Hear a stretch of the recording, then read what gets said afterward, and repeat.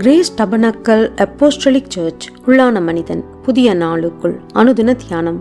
வியாழக்கிழமை ஆனி மாதம் 13ஆம் தேதி 2024ஆம் ஆண்டு. இன்றைய தியான தலைப்பு அனுகூலமான துணையும் ஆனவர். இன்றைய தியான வசனம் சங்கீதம் 46ஆம் அதிகாரம் 1ஆம் வசனம். அதன் ஜலங்கள் கொந்தளித்து பொங்கி அதன் பெருக்கங்களினால் பர்வதங்கள் அதிர்ந்தாலும் நாம் பயப்படோம்.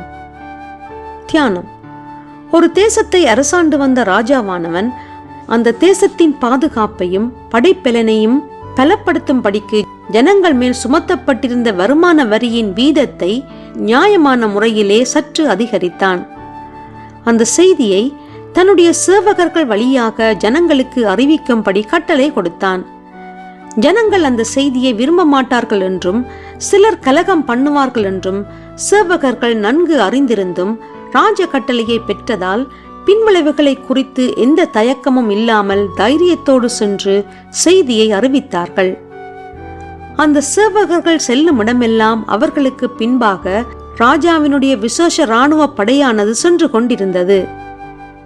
இன்று மனிதர்கள் பொதுவாக இந்த உலகத்தில் உள்ள தங்கள் அதிகாரங்களுக்கு கீழ்ப்படிய ஆயத்தமுள்ளவர்களாக இருக்கின்றார்கள்.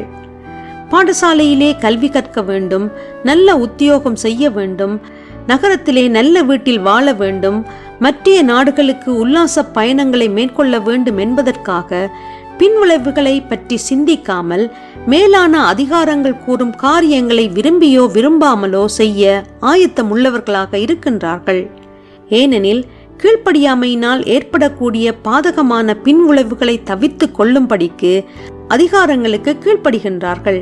ஆனால் தேவனாகிய கர்த்தர் கூறும் வார்த்தைகளுக்கு கீழ்ப்படிவதனால் உண்டாகும் மேன்மையான பலனை அடைவதை விட அவருடைய வார்த்தைக்கு கீழ்ப்படிவதனால் இந்த உலகத்திலே ஏற்படக்கூடிய பின்விளைவுகளிலிருந்து தப்பித்துக் கொள்வதை குறித்தே அதிக கரிசனை உள்ளவர்களாக மாறிவிடுகின்றார்கள்.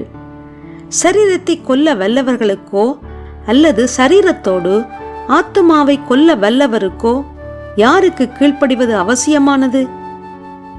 தேவனாகிய கர்த்தர் அநீதி உள்ளவர் அல்ல, அவருடைய வழிகள் நீதியானவைகள்.